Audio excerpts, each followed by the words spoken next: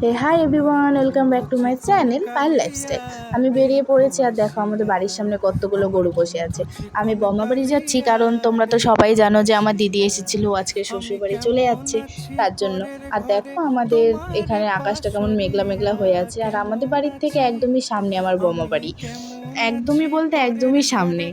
আর দেখো এই বম্মাবাড়ির এই জায়গাটা যে আমার এত ভালো লাগে, এত সুন্দর সুন্দর গাছ আগে আরও ছিল, কিন্তু এখন কেটে দেওয়া হয়েছে, এখন মাত্র কটাই আছে।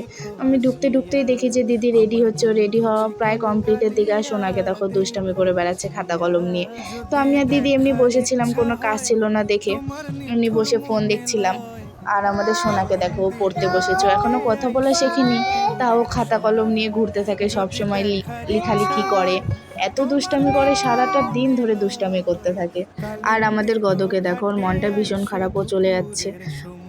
আমি তাকে জিজ্ঞাসা করছি তোমাকে যেতে হবে না, তো চুল কেটেছে তাই বললাম তোমাকে তো খুব সুন্দর লাগছে। তারপরে আমার খিদে পেয়ে গেছিলো দেখে দিদি আমাকে খাইয়ে দিচ্ছিল, ও নিজে খেয়ে নিচ্ছিল, কারণ আমরা আজকে ওদেরকে স্টেশনে আগিয়ে দিতে যাব। আমাদের সোনা রেডি হয়ে গেছে, আমাদের গদও রেডি হয়ে গেছে, আমিও রেডি হয়ে গেছি। আমি খালি এমনি টপটা চেঞ্জ করে নিয়েছি, আর কোনো অন্য জামা পরিনি। এখন আমরা বেরিয়ে পড়বো। আর দেখো সোনাকে দেখো কত খুশি, ও ভাবছে আমরা সবাই মিলে একসাথে ঘুরতে যাব।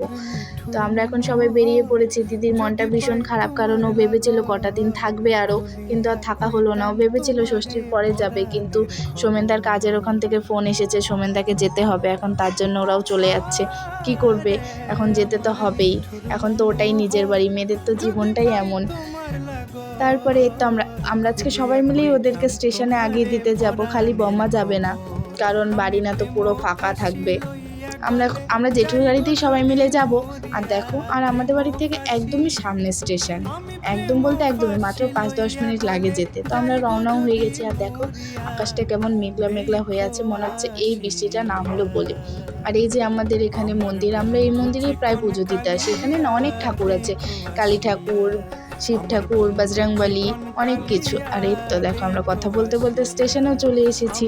আর আমাদের এনজেপি স্টেশনটা যে এত সুন্দর, আমি আজকে অনেকদিন পরে এসেছি, দেখছি কাজ চলছে, তো এটা হয়তো পরবর্তীকালে আরও সুন্দর হবে, সেটাই আমি শুনলাম।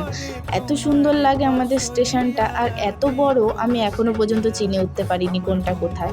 আর দেখো সোনা আকাশের দিকে তাকিয়ে যে কী ভাবছিল, আর ওয়েদারটা এত সুন্দর ছিল, এত সুন্দর হাওয়া দিচ্ছিল, মেঘলা মেঘলা ঠান্ডা, ওই জন্য আমি বাইরে দাঁড়িয়েছিলাম। আর ট্রেনটা লেট ছিল দেখে ওরা এমনি এখন স্টেশনে দাঁড়িয়ে আছে। আর দেখো সোনা এখন গদকে গিয়ে টাকা দিবে, আর গদ সেটা নিয়ে নিবে, আর আমরা সবাই বলবো এটা বুনুর টাকা, বুনুকে দিয়ে দাও, আর গদ ওখানে খারাপ পেয়ে যাবে। তারপরে ওকে পরে টাকা দেওয়া হয়েছিল।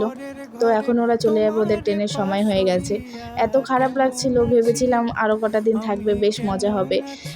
আসলে যে চলে যাওয়ার সময় এত খারাপ লাগে, মনে হলো এই তো কটা দিন আগে আসলো, এ কটা দিন কী করে কেটে গেল বোঝাই যায় না। তো এই তো আমরা এখন রওনা দিয়ে দিচ্ছি। আর দেখো বৃষ্টি পড়াও শুরু হয়ে গেছে, এখন গাড়িটা পুরো ফাঁকা, এত খারাপ লাগছিল। আসার সময় কত সুন্দর আমরা মজা করতে করতে এসেছি। আর দেখো সোনাকে, ওকে জেঠু চকলেট কিনে দিয়েছে, ও এখনই খাবে, ও একা একাই ছিঁড়ে খাচ্ছিল। তো আমরা বাড়িতে চলে এসেছি। আমি আর বাবা বাড়ি যাইনি, কারণ বাড়িতে মা একা আছে, মা ফোন করে বললো বাড়িতে যেতে, বাবা এখনও আসেনি কাজের থেকে। আমি বাড়িতেও চলে এসেছি। আর দেখো আমার মা একা একা বসে টিভি দেখছে কি করে, বাড়িতে কেউ ছিল না, তাই মার মনটা খারাপ হয়ে গেছে। তো আজকের মতন ভিডিওটা এখানেই শেষ করছি, দেখা হবে অন্য কোনো ভিডিওতে। Tata, by.